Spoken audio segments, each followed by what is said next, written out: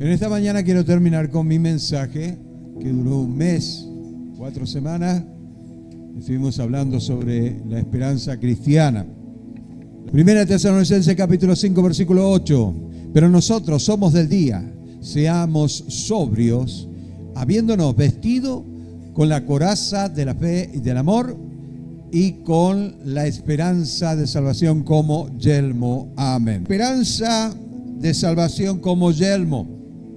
Bien, el yelmo era el casco que usaban los soldados para evitar los golpes en la cabeza, los traumas que podían dañar la cabeza.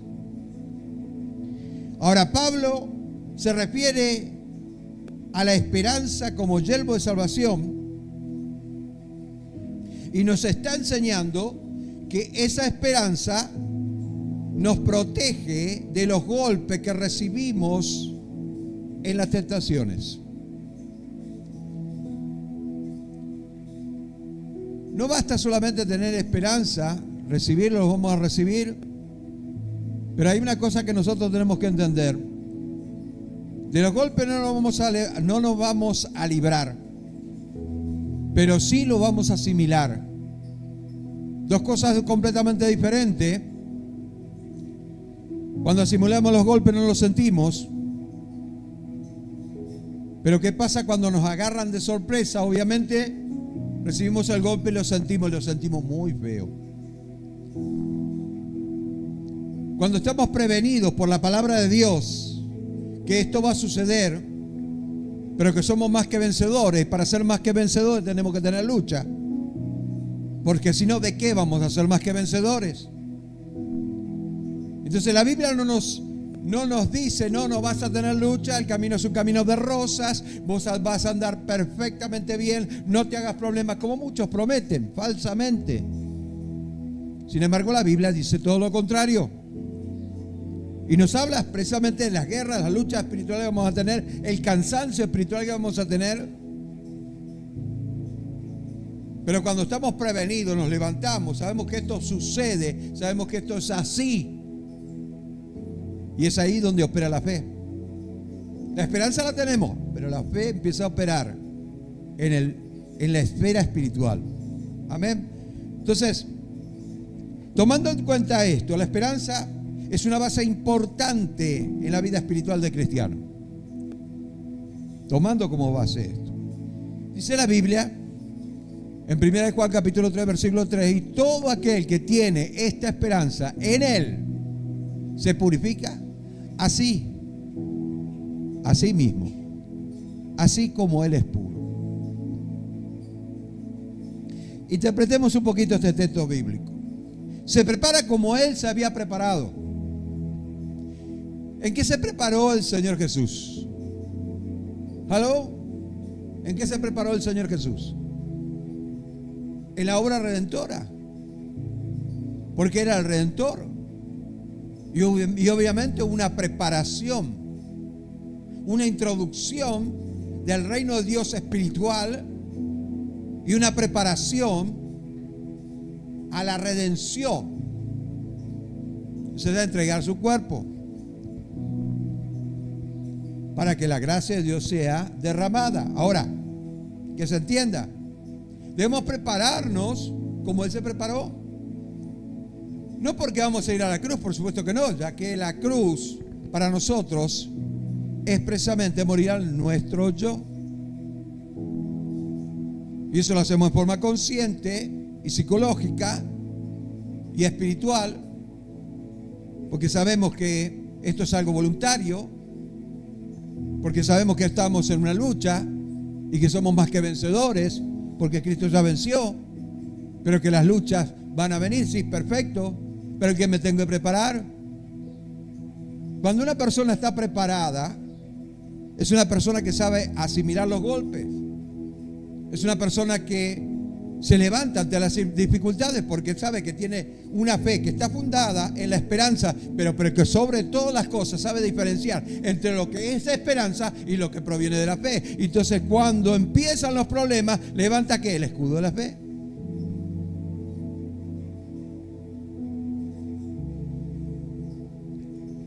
Muy bien. Ahora bien, miremos algunos puntos del tema de la esperanza. Somos salvos en la esperanza. Romanos 8:24. Porque en la esperanza fuimos salvos. Pero la esperanza que se ve no es esperanza. Porque lo que alguno ve, hay que esperarlo. Muy bien.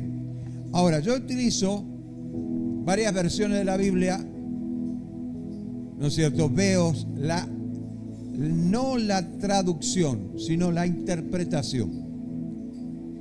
Y generalmente todas las que ustedes dicen que son traducciones, y yo no las considero traducciones, sino interpretación de la Biblia, me ayudan a poder entender mejor y profundizar. Por ejemplo, la Biblia, la nueva traducción viviente, NTV, dice lo siguiente: recibimos esa esperanza cuando fuimos salvos, punto. Si uno ya tiene algo, no es necesario esperarlo. Esto es así. En otras palabras, la salvación en la esperanza es un hecho. Es un hecho. Sí o sí. Dios no se va a arrepentir. Dios te da algo y no te lo va a quitar, pero vos lo podés perder. Es sencillo. Ahora, no hay que complicarse tanto. Por la teología es una ciencia que podemos recabar muchas informaciones con respecto a eso, pero que también nos perdemos en el mar de lo literal, y obviamente tiene mucho que dar, y ahí es cuando nosotros fracasamos. Pero si tenemos una base y empezamos a incurrir dentro de lo que es la teología, obviamente sabemos que no nos podemos desviar porque estamos parados en una base. Ok, entonces, y ahí empiezan todas las cosas. Podemos diferenciar entre lo que proviene de la esperanza que yo tengo, que está basada en la palabra, y la actividad espiritual que también tengo, que está basada sobre la fe. La base de la salvación es la esperanza de que Dios sea como Jesús enseñó. Y acá hay algo interesante. Hasta que no empecemos a ver a Dios como el Padre de nuestro Señor Jesucristo en la carne, mostrando de esta manera la obra redentora, ni siquiera podemos contemplar la salvación. Un punto teológico principal. Juan había dicho: aquel que no confiesa que Jesús vino en carne, no es de Dios. Algo muy importante que usted tiene que saber como cristiano, lo tiene que saber, lo tiene que saber. Si no lo sabe, es porque todavía está en la nebulosa, tiene que bajar de ahí. O escucha mucha información, pero como no tiene base, obviamente la información los puede desviar. Entonces, entendemos que la obra redentora empieza desde el momento de la encarnación del Espíritu Santo, da la semilla de vida,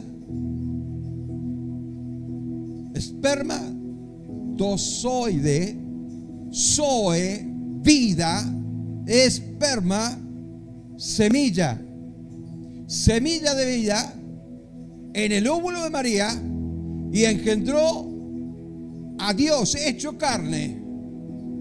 Primera encarnación. El segundo Adán. Que se entienda, por favor, era necesario que la obra de Dios empezara por ahí, para que se hiciera carne. Y al hacerse carne, cuando llega el tiempo, primeramente se tenía que reconocer, Juan el Bautista, su primo, era el seño, alguien que estaba autorizado por los rabinos para predicar la palabra, y aunque lo tomaban como algo rebelde, no lo podía tocar, era intocable. Atiendan, por favor. Pero a los 30 años, cuando cumple su mayoría de edad, Jesús empieza su ministerio. Y se presenta delante de Juan el Bautista, y Juan el Bautista, su primo, le dice: este es el Cordero de Dios que quita el pecado del mundo. Juan 1:29. Era necesario que la obra redentora empezara con la carne.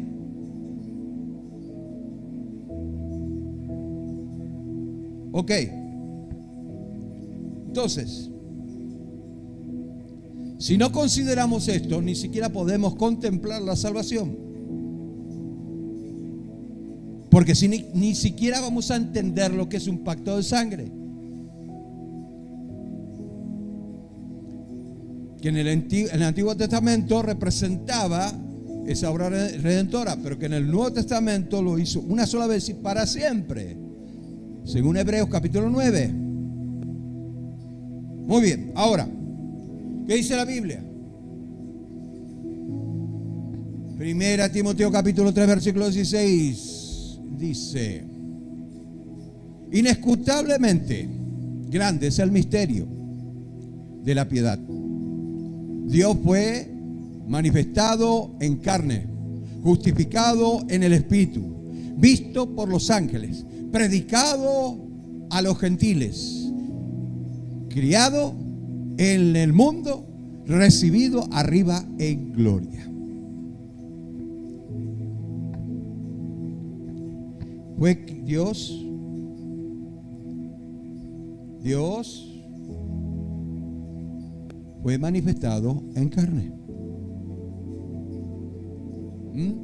Ok, muy bien.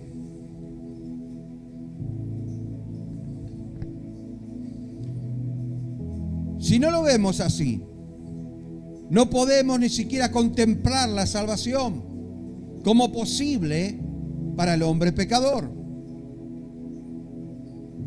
Entendiendo este punto, podemos comprender cómo el diablo quería evitar que Jesús fuera a la cruz, tentándole en el huerto de Getsemaní. Y primero por Pedro, cuando él habla de que iba a ir a la muerte, Pedro se le acerca: no, Señor, no te hagas daño. ¿Cómo vas a hacer eso? No, ¿cómo vas a pensar eso? Yo no creo. Señor, no, esto no tiene que ser así. Quítate de mí, Satanás, le dice. ¿Ah? Muy bien. Segundo punto. La esperanza guarda al cristiano que está firme. Esta es una gran verdad. Obviamente, toda la Biblia habla de eso. Si bien en el Antiguo Testamento no había cristianos, porque, bueno, la mayoría eran seguidores de Dios, no tenían nombres, simplemente el yo soy. Básicamente es lo que significa Yahvé. En el tetragramatón, que son letras del abecedario, no tienen vocales, pero no, dejemos eso de lado. Esta es una verdad. Dios guarda a aquellos que con sencillez y humildad tienen esperanza. El salmista dijo lo siguiente: Jehová guarda a los sencillos. Estaba yo postrado y me salvó. Seguramente les pidió con lágrimas que lo sacara del apuro. Pero acá denota, dice Jehová guarda a los sencillos, punto y coma. Paremos ahí. Y después empieza un tema que tiene que ver con la misericordia de Jehová, pero es más personal y por eso ponen un punto y coma. Entonces sigue, estaba yo postrado y me salvó.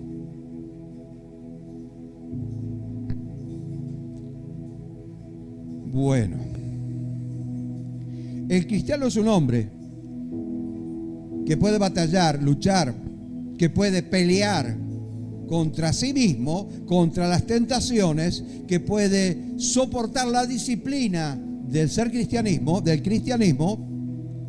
porque tiene algo infinitamente precioso que es la esperanza en la palabra de Dios, en las promesas de la palabra de Dios.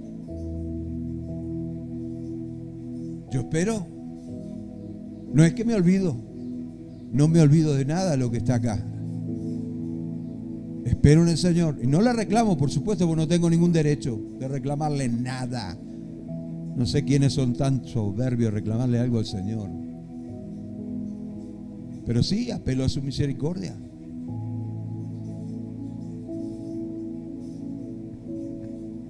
Entonces, obviamente espero en el Señor y en nadie más. Colosenses 1:23. Si en verdad permanecéis fundados y firmes en la fe y sin moveros de la esperanza del evangelio que habéis oído, el cual se predica en toda la creación que está debajo de los cielos, del cual yo, Pablo, fui hecho ministro.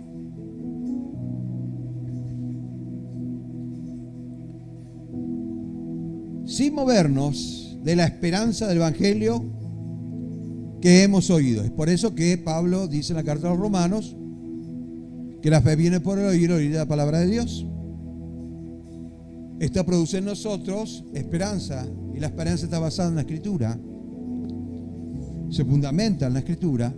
Podemos tener esperanza en cualquier cosa, en un político, podemos tener esperanza en el almacenero, podemos tener esperanza en nuestro patrón que nos paga a fin de mes, podemos tener esperanza en aquellos que queremos vender.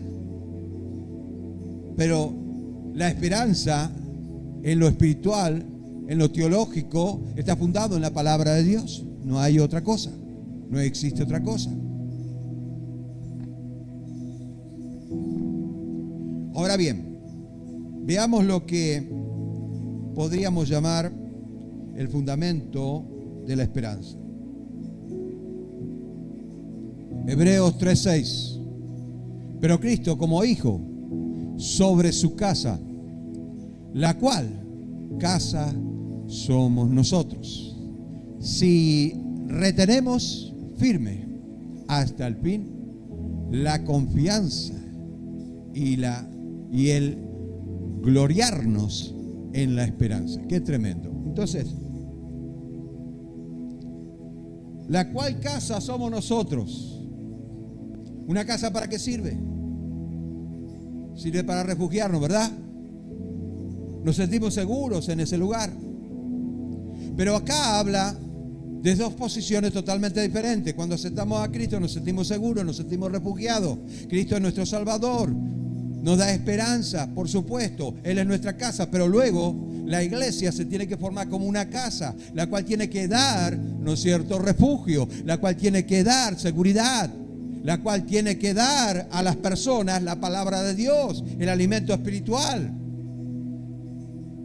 No es la cual nos tiene que dar a nosotros los pastores, llenarnos los bolsillos y hacer un montón de cosas, ¿no es cierto? Porque si no sos cristiano y no tenés nada, porque si sos cristiano tenés, y si tenés algo porque sos cristiano, porque si no tenés nada no sos nada. Esa es otra mentira del diablo. Yo no sé en qué cabeza cabe esas cosas. Solamente las cabezas que quieren estafar. La iglesia no es un negocio. Vuelvo a repetirlo, la iglesia no es un negocio. Y me indigna tanto este tema. que quisiera desviarme y hablar netamente de eso. Pero no estoy para hablar de eso. Quiero terminar con la esperanza. Entonces, ahí entendemos que la casa somos nosotros. La casa sirve para dar seguridad. Es un refugio. Nos sentimos seguros, nos sentimos bien. Es nuestra casa. Andamos libres en nuestra casa, ¿sí o no? ¿Quién nos va a ver? Si andamos en anatómico por toda la casa, no hay problema, ¿sí o no? Hola. Parece que algunos tienen vergüenza. Es la verdad. Porque es nuestra casa. Nos sentimos libres. Nos sentimos libres. Es así como se siente un cristiano, ¿verdad? No está atado a las circunstancias. No está atado a las deudas. No está atado al que dirán. Se siente libre. Y aunque pueden apresarlo en forma física, se siente como Pedro, que aunque estaba encarcelado, se sentía libre, dormía como un bebé. Y Dios lo libró, mandó ángeles para que abrieran la cárcel. Se sentía como Pablo y Silas en la cárcel de Filipo. Ellos cantando alabanza y los demás llorando. Y Dios mandó un terremoto. Escuche, acá habla de una libertad interior. Muy bien. Tercer punto, la esperanza en Cristo. Primera Tesalonicenses 1:3 dice: acordarnos sin cesar delante de Dios y Padre de nuestro, de la obra de vuestra fe, del trabajo de vuestro amor y de vuestra constancia en la esperanza en nuestro Señor Jesucristo. Qué tremendo, me encanta esto. No esperamos por obra y gracia de algún poder místico o misterioso, porque al fin y al postre significa eso. ¿Qué es lo que predica hoy en la iglesia? Mucha profecía, mucho qué sé yo. Pero están todos locos, la verdad que están todos locos. Esto tiene que quedar en YouTube. Loco tiene que quedar, todos tan locos. Qué vergüenza para el cristiano le tendría que dar. Entonces, lo místico. Yo debo aclarar que lo místico o misticismo es todo lo relativo a lo espiritual, pero sin ningún argumento bíblico. Ese es el misticismo. Ese es el misticismo. A lo único que le falta a los profetas hoy en día, entre paréntesis, y muy guau, es la bola de cristal, nada más. Lamentablemente, la gente pone todo en una bolsa. Yo no soy así. La gloria se la lleva el Señor. Yo no sano a nadie, yo no hago milagros, pero el Espíritu Santo sí. Y a ese es el que predico. Muy bien, sino que ahora experimentamos día a día la ayuda que Cristo nos brinda. Todos los días dependemos de Él, todos los días estamos dependiendo de su ayuda, de su misericordia, estamos dependiendo de que Él haga la obra en nosotros. Y para eso nosotros tenemos que pedirle al Señor: Señor, yo quiero hacer tu voluntad, hoy quiero hacer tu voluntad, hoy y todos los días de mi vida. Hágase tu voluntad. Muy bien. Romanos capítulo 8, versículo 26. Y de igual manera el Espíritu nos ayuda a nuestra debilidad. Atiendan bien. Dice: de igual manera el Espíritu nos ayuda a nuestra debilidad. Pues, ¿qué hemos de pedir? Como conviene, no lo sabemos. Pero el Espíritu mismo intercede con gemidos indecibles, o sea que habla en lenguas que no la podemos interpretar, pero que solamente la puede interpretar el Espíritu.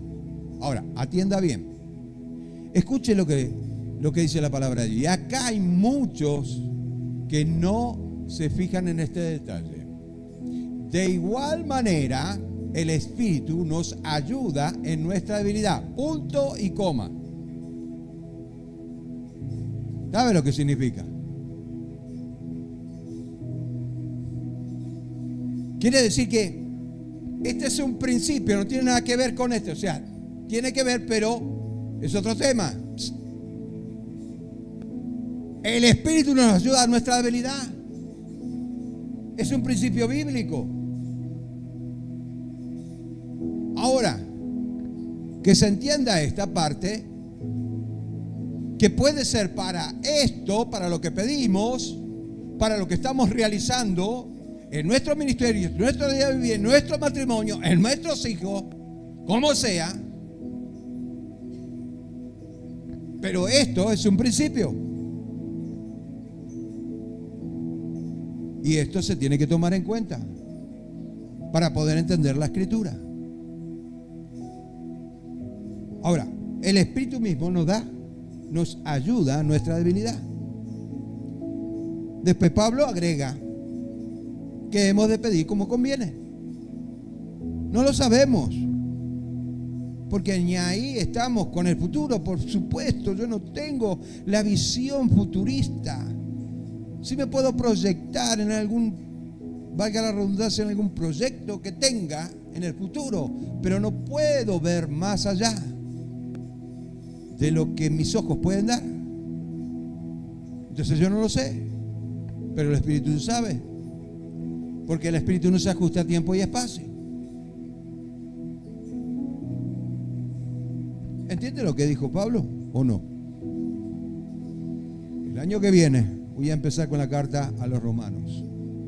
Voy a predicar toda la carta a los romanos y voy a seguir con las cartas paulinas. Bien. Ahora, cuarto, la esperanza está fundada en Dios. Primera de Timoteo, capítulo 4, versículo 10. Que por esto mismo trabajamos, sufrimos oprobios, porque esperamos en el Dios viviente, que es el Salvador de todos los hombres, mayormente de los que creen.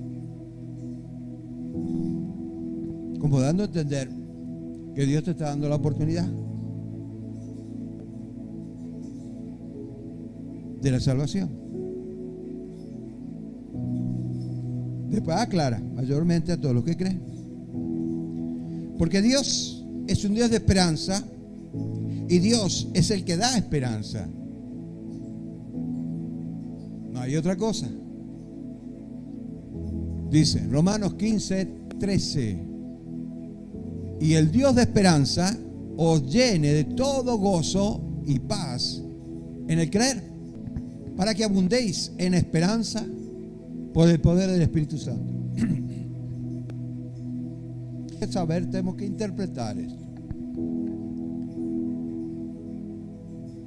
¿Dónde está tu vida? ¿En qué manos pusiste tu futuro? O aún que la pusiste en Dios, pero que está todavía en otro lado. Son cosas que nosotros debemos saber en forma interior.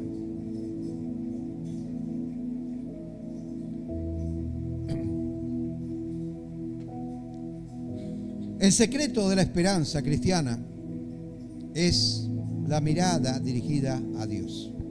Siempre fue así. La esperanza cristiana no teme, primer punto, no teme, no plantea los problemas. ¿Será que Dios va a cumplir con su palabra? O a lo mejor no se arrepiente. Por ahí de repente aparece un loco por ahí. ¿Será que si se arrepiente el diablo, Dios lo va a perdonar. Es que no sabe nada, por eso hace esas preguntas. ¿Quién es el papá de Dios?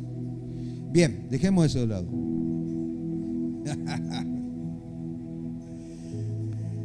Es la confiada esperanza de que es verdad. Yo no sé cómo, de qué manera, pero sé que es verdad. Porque si no supiera que es verdad, yo soy una persona imparcial. Yo le digo a ustedes, si yo supiera que no es verdad, no estaría predicando la palabra, estaría más en el mundo que otra cosa. Lo que es más, sabría que no habría ninguna oportunidad para el hombre. Así te lo digo, sin anestesia. Esa es la verdad. La persona que tiene esperanza sabe que es verdad y no cuestiona nada. Ahí empieza la fe. Fe mueve la mano de Dios. Amén. Hechos de los Apóstoles 24:15. Y teniendo esperanza en Dios, la cual ellos también abrigan, de que ha de haber resurrección de los muertos, así de los justos como de los injustos. Ay, qué lindo pasaje. Muy bien. Entonces, ¿nos vamos a presentar a Dios siendo injusto o siendo justo?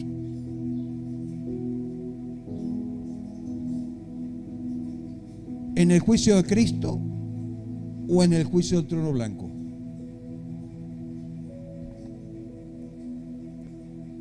Depende de nosotros. Si tú tienes esperanza en la palabra de Dios y en la verdad de la palabra de Dios, en la plena seguridad que si la practicas pasas a ser justo y no necesitas ser perfecto. Necesitas ser respetuoso con Dios. Porque si no aprendes a ser respetuoso con Dios, menos lo vas a hacer contigo. Porque aquel que se respeta a sí mismo, respeta a Dios. Porque fuiste creado a imagen y semejanza de Dios. Ama a tu prójimo como a ti mismo. Ese es el segundo mandamiento. Amén. Empieza a respetar a Dios respetándote a ti mismo, no haciendo cosas que puedan corromper tu vida.